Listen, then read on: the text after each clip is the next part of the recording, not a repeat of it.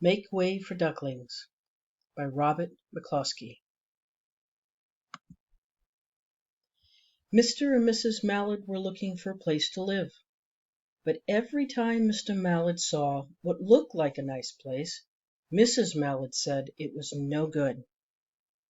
There were sure to be foxes in the woods or turtles in the water, and she was not going to raise a family where there might be foxes or turtles.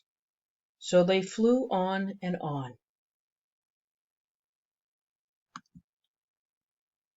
When they got to Boston, they felt too tired to fly any further. There was a nice pond in the public garden, with a little island on it. The very place to spend the night, quacked Mr. Mallard. So down they flapped.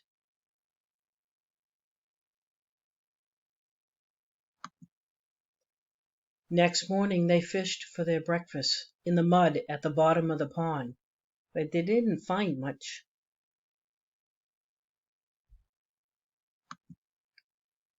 Just as they were getting ready to start on their way, a strange, enormous bird came by. It was pushing a boat full of people, and there was a man sitting on its back. "Good morning," quacked Mr. Mallard, being polite. The big bird was too proud to answer, but the people on the boat threw peanuts into the water, so the Mallards followed them all round the pond and got another breakfast, better than the first. "I like this place," said Mrs. Mallard, as they climbed out on the bank and waddled along. "Why don't we build a nest and raise our ducklings right in this pond? There are no foxes and no turtles, and the people feed us peanuts. What could be better?" "Good," said Mr. Mallard, delighted that at last Mrs. Mallard had found a place that suited her. But "Look out!" squawked Mrs. Mallard, all of a dither.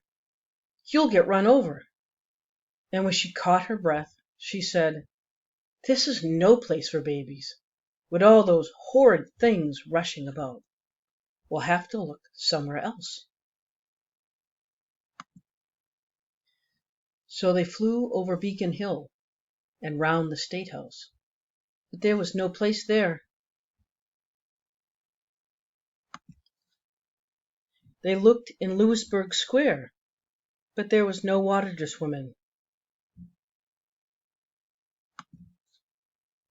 Then they flew over the Charles River. "This is better," quacked Mr. Mallard.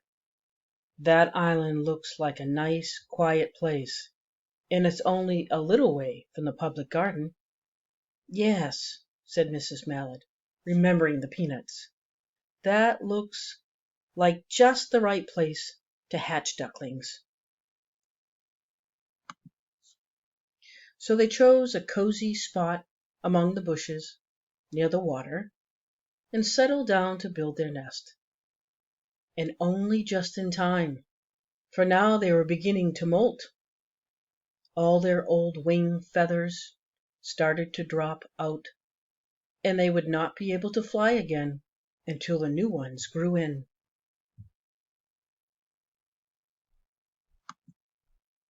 But of course they could swim, and one day they swam over to the park on the river bank, and there they met a policeman called Michael. Michael fed them peanuts, and after that the Mallards called on Michael every day. After Mrs. Mallard had laid 8 eggs in the nest, she couldn't go visit Michael any more, because she had to sit on the eggs to keep them warm. She moved off the nest only to get a drink of water, or to have her lunch, or to count the eggs and make sure they were all there.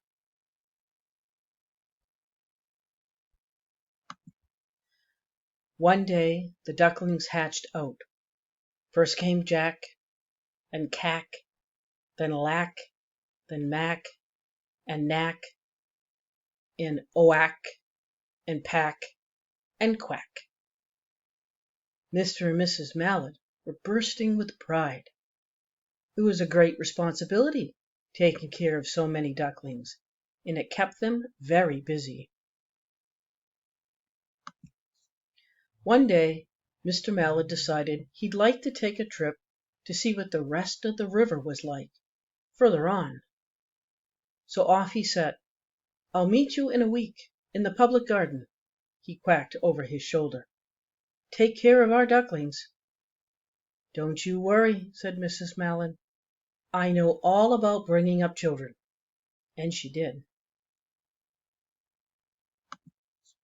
She taught them how to swim and dive.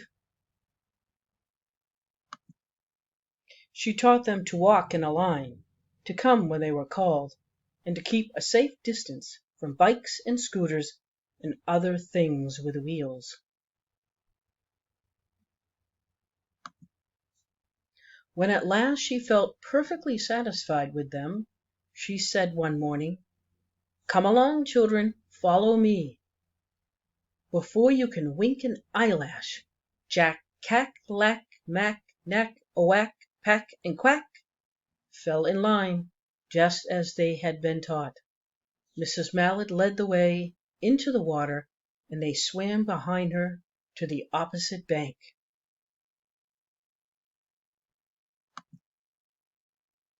There they waded ashore and waddled along till they came to the highway.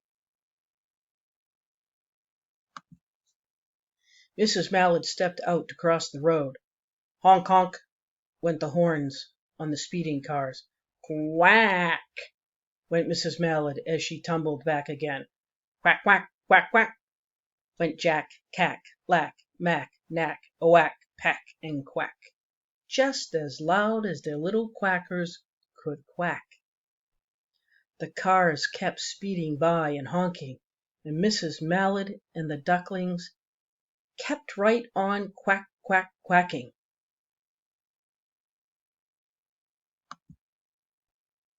They made such a noise that Michael came running, waving his arms and blowing his whistle.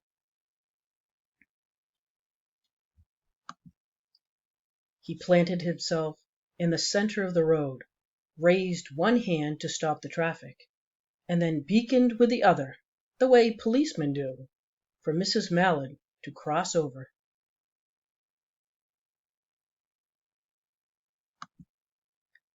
As soon as Mrs. Mallard and the ducklings were safe on the other side, and on their way down Mount Vernon Street, Michael rushed back to his police booth.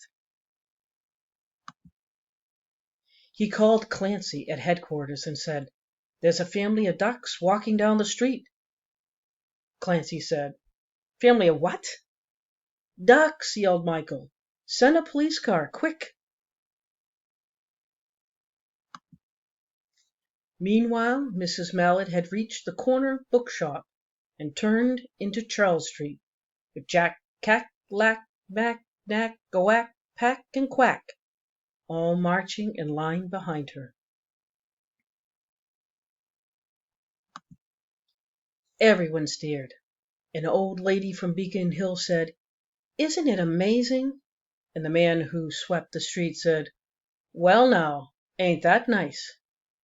And when Mrs. Mallard heard them, she was so proud she tipped her nose in the air and walked along with an extra swing in her waddle.